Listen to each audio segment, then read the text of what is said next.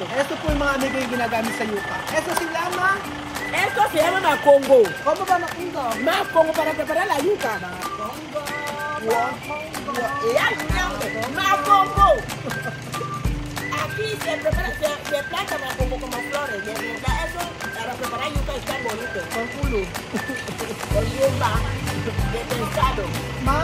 Macongo. Esta hoja se llama macongo.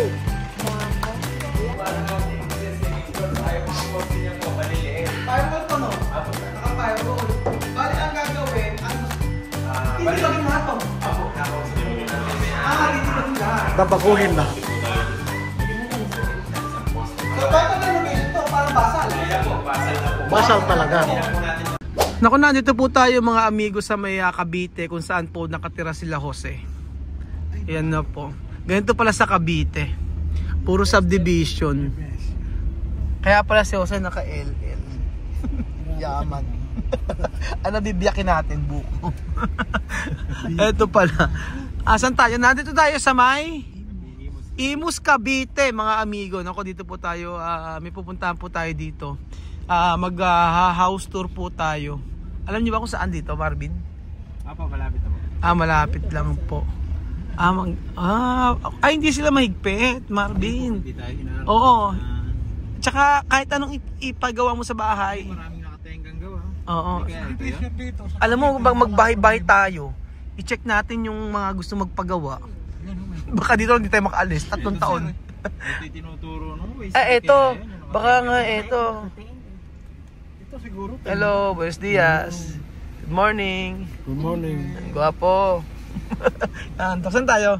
Dito na tayo. Sir, ano nyo mo i-contact nyo tapos Sige. Ano yung contact natin? Ito na po tayo. Ayan po. Hey, yan ang Congo. Good morning, chamame! Ay, good morning. Kay Bonita. Gracias. Carbonara, Bonita. Natin na po tayo. Ayan, natin na tayo sa mayan, oh. Ayan, bumukas. Kuya Beljun. Pakibuksan po tayo. Open na po. Ayan na. Ano bang buksan yung kamay ko? Di ko kaya. Kuya Beljun, pakitulong. Ayan. Hawak ko camera. Dito ka pala. Ayak ka na naman. Okay. Ayan po mga amigo, natin po tayo. Magandang umaga po muli mga kababayan ko. Natin po tayo sa may Imus Cavite at magsugod bahay po na magaganap. Hello vlog. Hello. Hi, Ay, andito pala siya, mami. Kala ko wala. Oh. Ano yan? Bienvenida, Imus Camote. Kamote! Imus kamote! Imus Cavite. Bienvenida a Imus Cavite. Eso. Una lugares para ti es esa. Primera vez. Unos lugares para que tía César pueda conocerlo. Primera vez pisar esa tierra de aquí, de verdad. Todo Más experiencia. Pilipinas. Todo Pilipinas tu saber. Hoy. Para po. Ay, mamá chismosa, de verdad que no es mamá chismosa. Bienvenido a mi casa. Imus Cavite. Imus Cavite.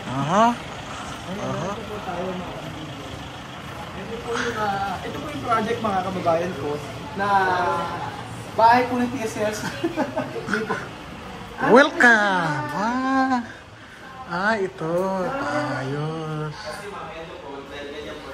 May ilaw. Nakalis na sila. Kalis na. Yan. Pasok po Bienvenido. kayo sa bahay.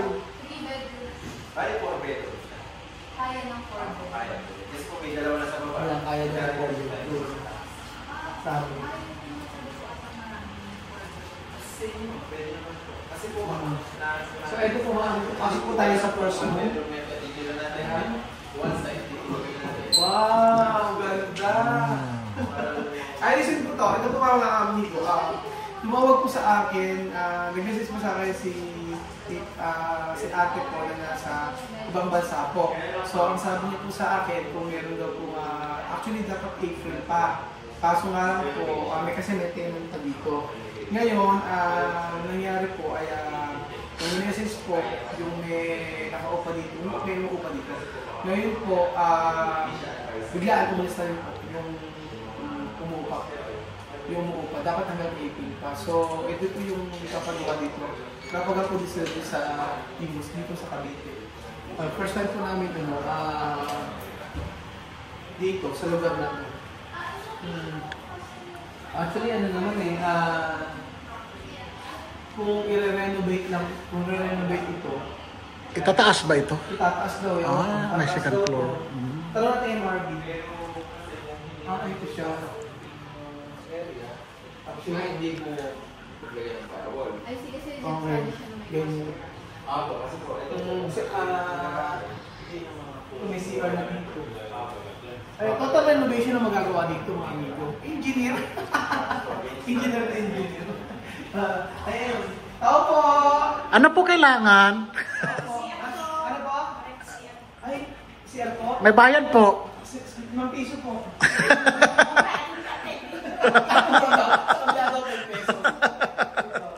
Adon. Nagpapasok tayo dito. Ayan, nagang. Nagang? Ayan, ginoon ko na Saan ba? Ayan. Tingnan natin mga amigo. Ayan, nagsusukat na po si Kuya Mark. At saka si Nino. Ayan. Ano gagawin sa gagas sa sapatos? Sige, Ay. gagawin sa sapatos mo. Sayang. Chama me esto. Ayan, yo explicar, chama me. Chama me. Chócame. Después. Buenos días. Ayan. Chama me, no, esto casa una gente de... Espera. Sí. Sí. Una gente de América llamarme ha dicho, necesito arreglar esto todo casa. Después, esto casa quiere quiere piso. 2 peso. Oo, ganon. Ayun. Después, May parking ba to? parking, hindi. Pero necesito contratista. Por eso yo quiero tú aquí 2 meses. Tu cocinar para de gente arreglar. No tiene problema. No tiene problema cuando te lo metes. Hasta así, ¿no? No tiene problema. Sabi ko, tumas si Chimame dito. Dito siya luluto sa mga trabaho. Chimame, ¿qué tú recuerdas eso? Pasok. Pasok tayo, halika. Bago matulog. Alam niyo ba to? Rapongo. Ito yung ginagamit sa yuka, mga amigo. Ito yata grande. Ayan. Ito yata grande. Kailangan ko naman po ito. Tama, no? Tama? Rapongo. Tira na, pinuto ako ito. Pinutol. Huwag ka ng kutsilyo. Koy. O, ayan natin tawag na. Ito po yung mga amigo yung ginagamit sa yuka. Ito si Lama. Esto se llama macongo. Como ba makungo? Macongo para preparar la yuca. Makongo. Macongo. Aquí se prepara, se planta macongo como flores. De verdad, eso para preparar yuca es tan bonito. Con culo. Con yumba de pescado. Macongo. Macongo. Esta hoja se llama macongo. Makongo. Nabuhayan si Chamame ng loob para makagawa siya ng yuka. Ito talaga yun. Na yuca para hacer Akala ko yuca. dati wala sa Pilipinas ito, meron pala dito pala Ginawang halaman. halaman. Sa kanila, damo. Dekorasyon. Dekorasyon. Aki dekorasyon. Dekorasyon to pais, comida. Yuca. Para preparar Ay mas ayaw meraw ay motso. tan grande. Si. Grande. Pone grande yuka. Oh. Try namin minsan gumawa ng sa yuka dyan. Kaya basta yan. Kami akikat pa. Ito mismo, no? Dito yun lang. Si.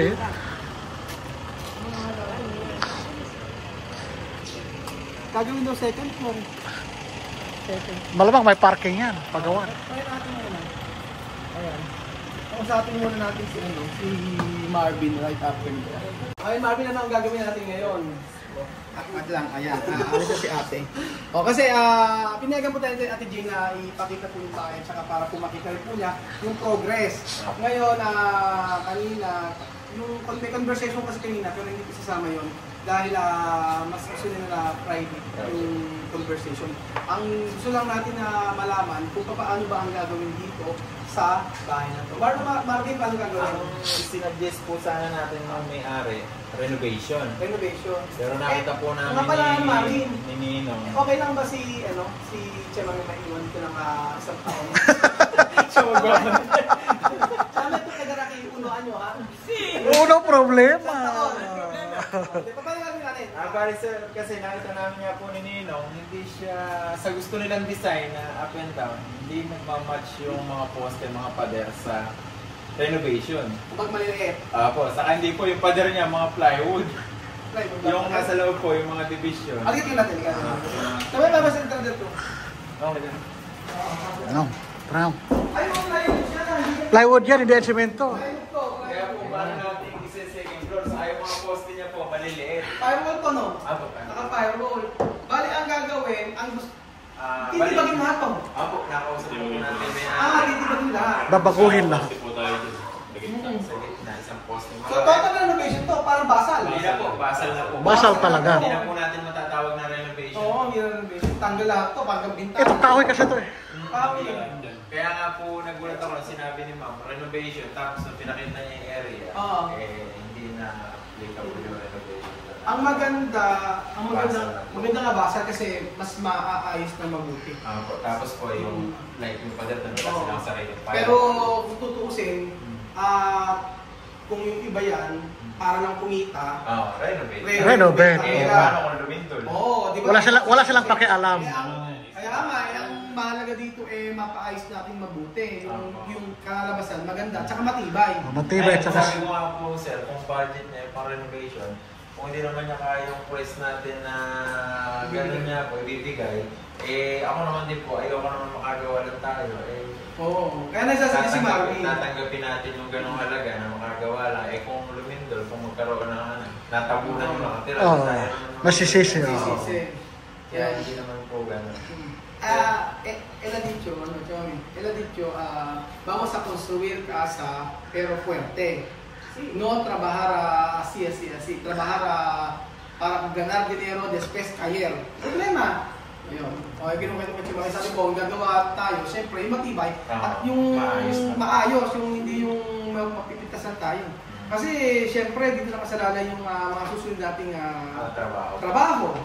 Tapos ang gagawin second floor. Ilan ang...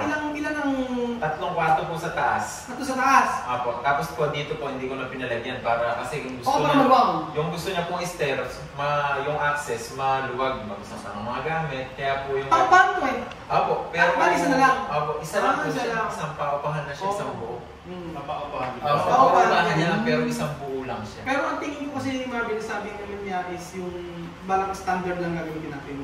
Hindi yung talagang pambahay na ano. Kasi ganun pa din naman. Walang usap namin.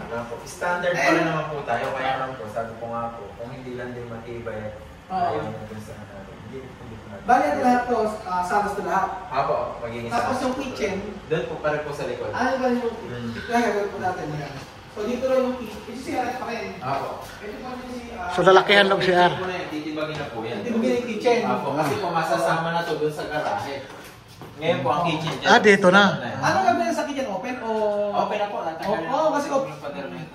Uso kasi mas maganda kayong open yung kitchen. Tapos siguro po may division na lang sila na pan-design na nalagyan lang ng division para hindi siya nakita yung kitchen. So ala na to. Apo, magkakaroon na tayo sa maliit na storage area dito para po may mga map sila o mga vacuum. Dito sa part na to paano gagawin? Ito po, magiging garahe. Kung second na to, islaban gamitin. Apo, Magbubuhos. Bubuhos. Ito po, titibagin na po ito. Titibagin to, ang nangyari po ay... Magiging garahe na po yung area nito. Garahe to. Tapos po, ito po, magiging slab. Oo. Yung second floor. And then yun nga po ang pinag-uusapan namin dito kung magkakaroon ng terrace or hindi. Kaya po itong dalawa na ito po yung taas po, bibigyan ko po siya ng proposal. Tapos po itong baba, bibigyan ko siya ng para po... Bali yung taas talaga, yung taas talaga ang pasok tapos ito pong baba para maluwang din po. Halimbawa, pwede nyo na gamitin as receiving area. receiving area. Oo, para... Tapos, let's see, about sa gate, bago na Apo, papaguhin rin po natin. Magkakaroon Total po. ano? Opo, Total total na po. Bago na din po ito. Kasi po magkakaroon tayo ng access na sasakyan dito. So may gate siya na bago. Dalawa po yung gate niya. And then magkakaroon ng service gate. Service gate. Ang mangyayari nito, sa pagbabagpag pa lang nito, matagal na. Mga isang ano na din. Mga ilang araw na po. Opo, hindi po. Hanggat Ilang taong lang natin? Hanggat gumugulong naman po yung permit. Mga possible to po kung siguro mga 15. 15 katao. Para mabilis. Para mabilis. No? Kaya tanong kasi sa akin kanina kung gano'ng katagal gagawin. Ang sabi ko, usually ginagawa natin mga 2 to 3 months. Kaya ano? Mga 2 to 3 months kaya. Kung kaya mo 2 to 3 months. Mga 15. Mga 4 months daw. 4 Mga months. 4 months. Tumawag ko si Nino. Kaya para sigurado. Pagbigyan na kasi iba, may yung sigurado si Ninong. Hindi siya magahol sa oras sa ano. So ayan, si Chamamay po ay may iwan dito ng unuan nyo. Unuan nyo, Chamamay Stocking. Trabahar. Labas Okay. Adios. Bye. Adios. Adios. Adios. Bye. Adios. Adios. Bye. Iniwan si Chamamay. Salamat po mga amigo at alam niyo po ang project na ito ay ginagawa natin ito hindi lang para sa atin. Ito ginagawa natin sa mga trabaho sa mga tao ni Marvin na walang mga trabaho. Yes. So magaling po talaga si Marvin at sabi ko po sa inyo, yung mga tauhan niya ginagawa po niya ay tinuturuan niya, hindi habang buhay puro labor po sila. Yes. Si Marvin ang galing niya tinuturuan niya o ganito ang paggawa ng ganyan para lahat ay Lahat may benepisyo. hindi, lahat Lahat ay may all around. all around siya, oo. Gawin ito, hindi pwede magpapala lang, hindi pwede magbubuhat lang. All around sila. Oh. Kaya po mga amigo, syempre, ginagawa rin pa rin natin ito para din po sa mga tinutulungan natin, especially po sa pamilya Matinga. Kasi mahirap po talaga na iasa po natin sa pagbablog lang. Sa totoo lang kasi maganda po talaga na ganito kumikilos talaga tayo, magtatrabaho tayo. Sige, nakakapagod. Pagpunta dito, Cavite, punta ng Batangas, wala po problema. Pero ang sinusurt po kasi talaga ay may enough money para po talaga makapagpatuloy po ang mga bata sa pag-aaral. So, pasensya na po sa mga nagsasabi na ako greedy, makasarili daw ako, ganyan. Pero alam ng Lord ang puso ko. So, sabihin niyo man ako ng greedy, pero ang ginagawa ko nito ay hindi na para sa akin, kundi para po sa pamilya na pinangakuha natin makapagkatapos sa pag-aaral. So, ayun po mga amigo, thank you so much po at God bless. Bye! Bye! Thank you!